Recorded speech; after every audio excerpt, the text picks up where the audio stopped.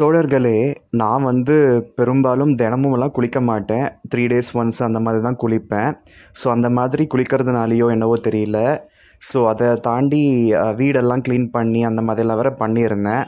அதனால் அந்த மாதிரிலாம் க்ளீன் பண்ணால் உடனே குளிக்க பாருங்கள். அப்படியே அந்த வேர்வையோடு அப்படியே நம்ம தூங்கிடுறோம். ஸோ அது அந்த இடத்துல பார்த்திங்கன்னா நமக்கே தெரியாமல் இன்ஃபெக்ஷன் ஆகிடுது. ஸோ திடீர்னு ஒரே கசன்னு இருந்ததே, குளிக்கலாம்னு சொல்லிட்டு தோணுச்சு. ஸோ குளிச்சுட்டு நான் வரப்போ பார்த்திங்கன்னா பயங்கரமாக ஒரு இன்சிடெண்ட் நடந்து போச்சு. குளிச்சுக்கிட்டு இருக்கப்பவே பார்த்திங்கன்னா நமக்கு அந்த ப்ரைவேட் பார்ட் இருக்குது இல்லையா, அது கீழே அந்த விதைப்பை இருக்குல்ல, அதுக்கு பின்னாடியெல்லாம் அரிக்குதேன்னு சொல்லிட்டு நான் ரப் பண்ணிக்கிட்டே இருந்தேன் குளிக்கிறப்ப சோப்பு போட்டு. திடீர்னு பார்த்திங்கன்னா ரத்தம் தாரையாக கொட்டிடுச்சு. ஐயோ என்னடா இது இவ்வளோ ரத்தம் வருது, எப்பயும் இவ்வளோலாம் வந்தது இல்லையே. லேசாக ஒரு சொட்டு அப்படி சொட்டும், நான் இதுக்கு முன்னாடி பார்த்துருக்கேன், பட் அதெல்லாம் ஒன்றும் அந்தளவுக்கு தெரியல.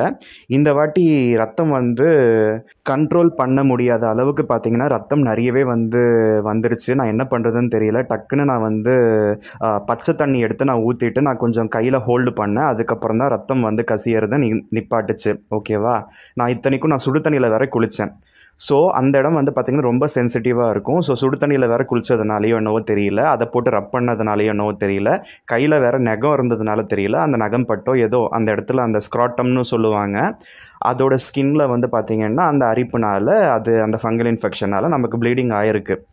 ஐயோ இது என்னடா இப்படி ஆகிப்போச்சு, என்ன பிரச்சனைன்னு தெரியலையே, இதுக்கு ஏதாவது லேசர் ட்ரீட்மெண்ட் பண்ணணுமா, அது பண்ணணுமா இது பண்ணணுமான்னு ரொம்ப பயந்துட்டேன். அதுக்கப்புறம் பார்த்திங்கன்னா நான் இப்போ ரீசெண்டாக நான் ஒரு ஹெல்த் இன்சூரன்ஸ் பிளான் எடுத்திருந்தேன் பஜாஜ் அலையன்ஸ் மூலமாக. ஸோ அதுக்கு 3 இயர்ஸ்க்கு நான் அரௌண்டு 28,000 நான் பே பண்ணி நான் எடுத்திருந்தேன். ஓகேவா. இப்போ அது இருக்கிறதுனால அதில் பார்த்திங்கன்னா டெலிகன்சல்டேஷன் பண்ணிக்கலாம். ஸோ அந்த டெலிகன்சல்டேஷன் நார்மலாக பண்ணால் நமக்கு 400 ருபீஸ்லேருந்து 700 ருபீஸு அந்த மாதிரி ஒவ்வொரு ஃபீல்டுக்கு ஒவ்வொரு டாக்டருக்கு நம்ம பண்ணுற டைமை பொறுத்து நமக்கு சார்ஜ் பண்ணுறாங்க போல். அன்றைக்கி நான் நைட்டு 2 மணி, அதாவது அதிகாலையில் 2 மணின்னு வச்சுக்கோங்க, அது நைட்டு தான் நமக்கு. அப்போ நான் உடனுக்குடன் நான் டாக்டர் கன்சல்டேஷனுக்கு செக்ஸாலஜிஸ்ட்டுன்னு நான் போட்டு விட்டேன். அவர்கிட்ட இன்னும் நிறைய கேள்வி கூட கேட்டுக்கலான்னு சொல்லிட்டு நான் போட்டு விட்டேன். அவர்கிட்ட இது கிட்டத்தட்ட நான் ஒரு 1/2 hour மேலே பேசியிருப்பேன். நிறைய டவுட்ஸும் கேட்டேன், நிறையவே அவர் கிளாரிஃபை பண்ணார். அவர்கிட்ட நான் நடந்த மாதிரியே சொன்னேன். அப்போ அவர் என்ன சொன்னாருன்னா, ப்ராப்பராக குளிங்க, ஹைஜீனாக நீங்கள் மெயின்டைன் பண்ணுங்கள், அந்த இடத்த ட்ரையாக மெயின்டைன் பண்ணிங்கன்னா உங்களுக்கு இந்த ப்ராப்ளம்ஸ் வராது. இப்போதைக்கு உங்களுக்கு இந்த ஆன்டிபயோட்டிக் மெடிசன்ஸ் கொடுத்துருக்கேன், அதே போல் ஆயின்மெண்ட்டும் கொடுத்துருக்கேன், இதெல்லாம் போடுங்க, போட்டுட்டு ப்ராப்ளம் சரியாகலைன்னா கால் பண்ணுங்கன்னு சொன்னார். ஸோ நம்மளால் அவங்களுக்கு டைரெக்டாக கால் பண்ண முடியாது. அந்த ஆப் மூலமாக மறுபடியும் டெலிகன்சல்டேஷன் எடுத்து அதில் அந்த டாக்டரை சூஸ் பண்ண முடியுமான்னு தெரியல. ஸோ அந்த மாதிரி ஆப்ஷன்ஸ் இருக்குது. ஸோ அன்றைக்கி பார்த்திங்கன்னா எனக்கு 700 ருபீஸ் இந்த இன்சூரன்ஸ் கவரேஜ்லேயே எனக்கு கவர் பண்ணியிருந்தாங்க. ஸோ அது மூலமாக நான் டெலிகன்சல்டேஷன் ஒரு 3 டைம்ஸ் எடுத்திருக்கேன். மற்ற 2 டைம்ஸும் பார்த்திங்கன்னா கன்சல்டேஷன் சார்ஜ் 400, அந்த 400 வெய்வ் ஆஃப் பண்ணியிருந்தாங்க இந்த ஹெல்த் இன்சூரன்ஸ் பேக்கேஜில். இந்த வாட்டி இந்த இன்சிடெண்ட்டுக்கு 700 ருபீஸ் சார்ஜ் பண்ணியிருந்தார். ஆக்சுவலாக அது சைக்கியாட்ரிஸ்ட் கிட்ட தான் போகுது. ஓகேவா. நான் செக்ஸாலஜிஸ்ட்னு சூஸ் பண்ணாலும் சைக்கியாட்ரிஸ்ட்டுக்கு தான் போகுது. அவங்க தான் ஜென்ரல் ஒப்பீனியன்ஸ் கொடுத்து அவங்க நமக்கு இந்த மாதிரி மெடிசன்ஸ் எல்லாம் கூட ப்ரிஸ்கிரைப் பண்ணுறாங்க. ஸோ அந்த மெடிசன்ஸ் பற்றிலாம் நான் போட்டு பார்த்தேன், ஆராய்ச்சி பண்ணி பார்த்தேன். அதுக்கப்புறம் இவ்வளோ ரேட்டாக இருக்குதே, போடலாமா வேணாமான்னு சொல்லிட்டு நான் பார்த்துக்கிட்டே இருந்தேன். ஸோ கடைசியாக பார்த்திங்கன்னா இதெல்லாம் சரிப்பட்டு வராது, இதை ஆர்டர் போட்டால் கூட 4-5 நாள் ஆகும் போலன்னு சொல்லிட்டு நான் போட்டு விடலை. ஸோ வெளியில் போய்ட்டு மெடிக்கல் ஷாப்பில் வாங்கணுன்னா கூட சரி, எதுக்கு நம்ம வெளியில் போனாலே பிரச்சனை தான், எதுக்கு தலைவலி, ஏதாவது காய்கறி வாங்கணும்னு போனால் அப்போ வாங்கிட்டு வந்துக்கலாம் அப்படிலாம் சொல்லிட்டு நான் போஸ்ட்பான் பண்ணேன். கடைசியில் பார்த்திங்கன்னா அந்த அரிப்பு ஓவராகி போச்சு, என்ன பண்ணுறதுன்னு தெரியல. அதனால் வேறு வழி இல்லைன்னு சொல்லிட்டு வீட்டு வைத்தியம், தேங்காய் எண்ணெய் இருக்குல்ல, தேங்காய் எண்ணெயை நல்லா தாரையாக கையில் எடுத்து அந்த இடத்துலலாம் நல்லா போட்டு தடவி கொடுத்து, அதுக்கப்புறம் பார்த்திங்கன்னா இந்த மாதிரி ஒரு 3 டேஸ் நான் ஃபாலோ பண்ணியிருப்பேங்க. அந்த ஒரு 2 டேஸ் நான் அப்ளை பண்ண உடனே பார்த்திங்கன்னா பயங்கர அரிப்பு, மறுநாள் பயங்கர அரிப்பு. அந்த ஸ்கின்னெல்லாம் கூட பார்த்திங்கன்னா டெட் ஸ்கின் மாதிரி உறிஞ்சு வந்துடுச்சு, ஒரு மாதிரி ட்ரையாக மாறி ஒரு மாதிரி ஸ்கேல்ப் மாதிரி மாறி வெளியில் வர ஆரம்பிச்சிருச்சு. இது என்னடா ஒரு வேளை தேங்காய் எண்ணெய் ஒவ்வாமல் ஆயிடுச்சு போல், தேங்காய் எண்ணெய் ஒத்துக்கலை போலன்னு சொல்லிலாம் பயந்தேன். கடைசியில் பார்த்திங்கன்னா ஜஸ்ட்டு ஒரு 3 to 4 டேஸ் தேங்காய் எண்ணெய் போட்டு அப்ளை பண்ணதிலே சரியாயிடுச்சு. இது தெரியாமல் நான் வேறு அந்த ஆயின்மெண்ட்டு அந்த டாக்டர் கன்சல்டேஷன் ப்ரிஸ்கிரிப்ஷன் வந்து போட்டார் பாருங்க, அந்த ஆயின்மெண்ட்டு நான் ஆர்டர் பண்ணேன் அமேசானில். கூடவே எனக்கு தெரிஞ்ச கை வைத்தியம் இந்த கேண்டிட் டஸ்டிங் பவுடர், அது போட்டால் கூட நமக்கு வந்து நல்லாவே இதெல்லாம் சால்வ் ஆகும்.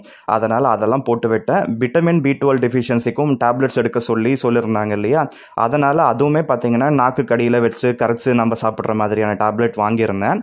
ஸோ இதெல்லாமே சேர்த்து நான் அமேசானில் தான் புக் பண்ணி வாங்கியிருந்தேன். ஸோ வீட்டுக்கு 3 டேஸ்க்குள்ளே வந்ததுக்கப்புறம் பே ஆன் டெலிவரி பண்ணலாம். பே ஆன் டெலிவரியில் நீங்கள் அமேசான் பே வேலெட்டில் இருக்கிற காசை யூஸ் பண்ணி கூட நீங்கள் பண்ண முடியுது. அதெல்லாம் ஆடட் அட்வான்டேஜ். அதனால் இங்கே வந்து உங்கள் எல்லாருக்கும் சொல்லலாம்னு சொல்லிட்டு நான் சொல்லிக்கிட்டு இருக்கேன். ஸோ பாருங்களேன், அந்த பொருள் நம்ம கைக்கு வரத்துக்கு முன்னாடியே அந்த ப்ராப்ளம் சால்வ் ஆகிடுச்சு. ஒரு நாள் 2 நாளில் பார்த்தீங்கன்னா பயங்கர எரிச்சல், பயங்கரமாக வந்து சொதன்னு இருந்தது, தொடக்கூட முடியல. இப்போ அந்த ஸ்கின்னெல்லாம் சரியாயிடுச்சு. அப்போ இது தேங்காய் எண்ணெயோட மகிமையா என்னன்னு தெரியல. இப்போ நான் மறுபடியும் க்ளீன் பண்ணிவிட்டு அந்த கேண்டிட் பவுடர் போட்டு விட்டேன். இன்றைக்கி வந்து ஆயின்மெண்ட்டு வந்து இறங்குச்சு. அதை தான் நீங்கள் பார்த்துக்கிட்டு இருக்கீங்க.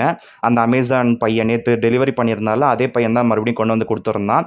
இவங்களுக்கெல்லாம் பார்த்தீங்கன்னா ஒரு ஷிப்மெண்ட்டுக்கு 14 ரூபா வந்து அவங்க தராங்க போல். இவன் வந்து இப்போ காலேஜ் முடிச்சுட்டு சர்டிஃபிகேட்காக வெயிட் பண்ணிக்கிட்டு இருக்கானா. இவனுக்கு அந்த வேலை ஏதாவது கிடைக்கிற வரையும் இதை வந்து பார்த்துட்டு அதுக்கப்புறம் ஷிஃப்ட் ஆகிடுவாங்க போல். ஸோ மாதத்துக்கு ஒரு 30,000 ரூபாய் சம்பாதிக்கிறதா சொல்லிட்டு இருந்தான். ஸோ நானும் ஒரு 2 months ஃப்ளிப்கார்ட்டில் வேலை பார்த்தேன் இல்லையா. ஸோ என்னுடைய அந்த நாள் சிச்சுவேஷன், அந்த நாட்களோட அந்த மெமரிஸை, அதெல்லாம் ஃபஸ்ட்டு மெமரிஸு, அதை சொன்னேன் நான். ஸோ டெலிவரி கொடுத்துட்டு வந்து போயிருந்தாப்புல அந்த தம்பி. ஸோ அதை தான் நீங்கள் இப்போ பார்த்துக்கிட்டு இருக்கீங்க. மோஸ்ட்லி நமக்கே கை வைத்தியம்லாம் தெரியுதுங்க. அந்த அளவுக்கெல்லாம் நம்ம இப்போல்லாம் ஹாஸ்பிட்டலுக்கெல்லாம் போகிறதே இல்லை. முன்னாடியெல்லாம் பார்த்தீங்கன்னா மாதத்துக்கு ஒருக்கெல்லாம் போவோம். நான்லாம் சின்ன வயசுலலாம் இருக்கப்போ மாதம் ஜுரம் வந்துடும். அப்போ வந்து வேலூரில் இருந்தப்போ எங்கள் அம்மா 10 ரூபாய் டாக்டர், பாய் டாக்டர்னு சொல்லி கூட்டிகிட்டு போவாங்க. அந்த 10 ரூபாய் டாக்டர்கிட்ட போனாலுமே பார்த்தீங்கன்னா அந்த ஓலைக்கொட்டாய் போட்டு வச்சுரு உட்காந்துட்டு இருப்பாரு. அந்த டாக்டர் கிட்ட போனாலே நானே வந்து டிகே காமிச்சிட்டு நிற்பேன். அப்போ அவர் வந்து ஊசி போட்டால் வலிக்கவே வலிக்காது. மற்ற டாக்டர்ஸ்லாம் போட்டால் வலிக்கும். அவர் வந்து நல்லா குழந்தைங்களுக்கு வலிக்காத அளவுக்கு போடுவார். இந்த மாதிரி 10 ரூபாய் டாக்டர் போக இப்போல்லாம் பார்த்தீங்கன்னா 200 ரூபாய் 300 ரூபாய் கன்சல்டேஷன் போக 500 ரூபாய் 1000 ரூபாய் வரைக்கும் வாங்குறாங்க. ஸோ அந்தளவுக்கு கன்சல்டேஷன்லாம் இருக்குது. ஸோ இந்த வாட்டி நான் இந்த ஹெல்த் இன்சூரன்ஸ் இருந்ததுனால எனக்கு அதில் கவர் ஆகிருக்குது. பட் இந்த இன்சூரன்ஸில் நமக்கு மெடிசன்ஸ் கவரேஜ் இல்லை.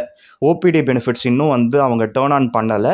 ஒருவேளை அதை டேர்ன் ஆன் பண்ணதுக்கப்புறம் நான் வந்து அவுட் பேஷண்ட்டாக ஒரு டாக்டர்கிட்ட போய் கன்சல்ட் பண்ணி அவங்க கொடுக்குற டேப்லெட்ஸ் எல்லாம் அதில் கவர் ஆகும்னா கண்டிப்பாக கவர் ஆகாது. ஜஸ்ட் கன்சல்டேஷன் மட்டும்தான் கவர் ஆகும்.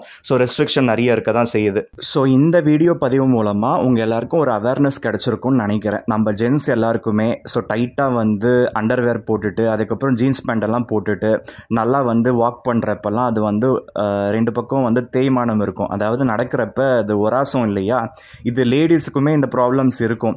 எங்கள் அம்மாவுக்குமே பார்த்திங்கன்னா அந்த யூரினரி அந்த டியூபெல்லாம் போட்டப்போ பார்த்திங்கன்னா அந்த இடத்துலலாம் புண்ணாக ஆகிடும்.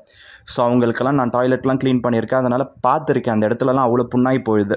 என்னம்மா எப்படிமா இருக்குது, எரிச்சலாக இருக்குதாமெல்லாம் நான் கேட்டிருக்கேன். ஸோ இது வந்து எல்லாருக்குமான ப்ராப்ளம். இந்த ஃபங்கல் இன்ஃபெக்ஷன் அந்த ப்ரைவேட் ஏரியாவில் கிராயின் ஏரியாவில் அதை வந்து நீங்கள் தேங்காய் எண்ணெய் போட்டால் கூட சரியாகுதுன்றது நான் இந்த பதிவு மூலமாக தெரியப்படுத்திக்கிறேன். அதை தாண்டி ரொம்ப ஒரு சிலருக்கு ஒத்துக்கலைன்னா டாக்டர் கன்சல்ட் பண்ணி ஆயின்மெண்ட்டு, பவுடரு, டேப்லெட்ஸ்லாம் கூட போட்டுக்கோங்க, நல்லது.